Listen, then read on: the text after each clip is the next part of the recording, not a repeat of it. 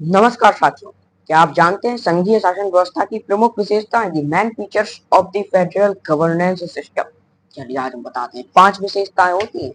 Number 1, संघीय शासन व्यवस्था में यानी कि फेडरल गवर्नेंस सिस्टम में जो पावर होती है वो दो पार्ट्स में डिवाइड होती है, सेंट्रल गवर्नमेंट और अदर्स गवर्नमेंट। अब वो अदर गवर्नमेंट हमने आपको बताया था, या तो स्टेट गवर्नमेंट हो सकती है या लोकल गवर्नमेंट हो सकती है, या तो राज्य सरकार है या फिर स्थानीय सरकार, जो आज ग्राम पंचायत और नगर पालिका के रूप में होती है। अब केंद्रीय सरकार जो है राष्ट्रीय महत्वों के विषयों पर कानून बनाती है, जो नेशनल लेवल की जो इम्पोर्टेंस है उन पर वो उनका नेतृत्व करती है। कौन? Central government. वहीं राज्य सरकार की बात करें, जो स्टेट गवर्नमेंट इसको इंग्लिश में बोलते हैं, और राज्य सरकारें राज्य से संबंधित विषयों पर कानून बनाती है, यानी कि स्टेट से रिलेटेड जो सब्जेक्ट्स हैं, ओकेशंस हैं, उन पर ये लॉ प्रिपेयर करती है और उनका नेतृत्व करती है।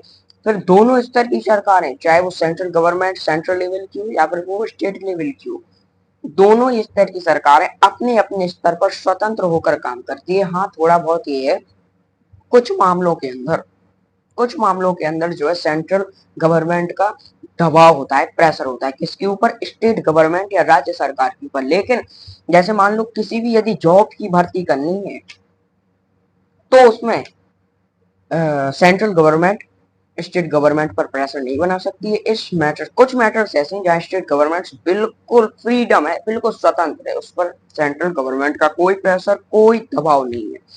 फिर चौथा, संघीय शासन व्यवस्था यानी कि फेडरल गवर्नमेंट सिस्टम में दो या दो से अधिक स्तर की सरकारें होती है। तो वही तो हमने आपको बताया है, दो, जब संविधान बनकर कॉन्स्टिट्यूशन बनकर तैयार हुआ 26 जनवरी 1950 को, तो तब सिर्फ दो स्तर की सरकारें हुआ करती थी, एक तो सेंट्रल गवर्नमेंट यानी कि केंद्र सरकार, और दूसरी स्टेट गवर्नमेंट यानी कि राज्य सरकार। केंद्र सरकार भी तब भी राष्ट्रीय महत्व के विषयों पर कानून बनाती है, और राज्य सरकार तब भी क्या? राज्य से संबंधित विषयों पर कानून बनाती थी। लेकिन फिर जब संविधान बन गया, आपको पता है, भले ही आज हम क्षेत्रफल के मामले में 7वें स्थान पर हों, लेकिन जनसंख्या के मामले में तो हम पहले स्थान पर आ चुके हैं, और तब भी दूसरे या तीसरे स्थान पर हुआ करती थी, लगभग मेरा अंदाजा। तो उस समय जो गली गली के जो नागरिक हुआ करते थे, हर मोहल्ले तक, हर एक नगर तक जो वहां के नागरिक थे, उन पर ये सुख सुविधाएं नहीं पहुंच पाती थी। तो फिर तीसरे स्तर की सरकारों को जोड़ना पड़ा, तीसरे स्तर की सरकार को जोड़ना पड़ा, जिसको लोकल गवर्नमेंट या स्थानीय सरकार बोलते हैं।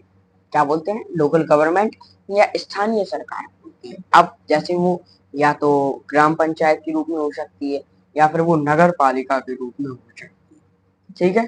अब भिन्न भिन्न स्तर की जो सरकार है, डिफरेंट डिफरेंट लेवल की जो गवर्नमेंट्स हैं, उन सभी के द्वारा एक ही नागरिक समूह पर शासन होता है।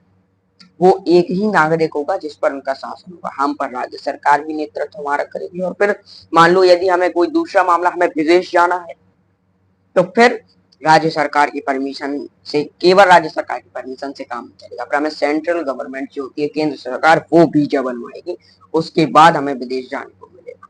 तो आज के लिए इतना ही। हमारी आपसे अगली मुलाकात अपने अगले लेक्चर के साथ होगी। तब तक के लिए आप खुश रहिए, स्वस्थ रहिए, सुरक्षित रहिए, और यदि आपका कोई दुश्मन नहीं है तो इसका मतलब है कि आप उस जगह भी चुप रहे जहां आपका बोलना बहुत आवश्यक था। नमस्कार।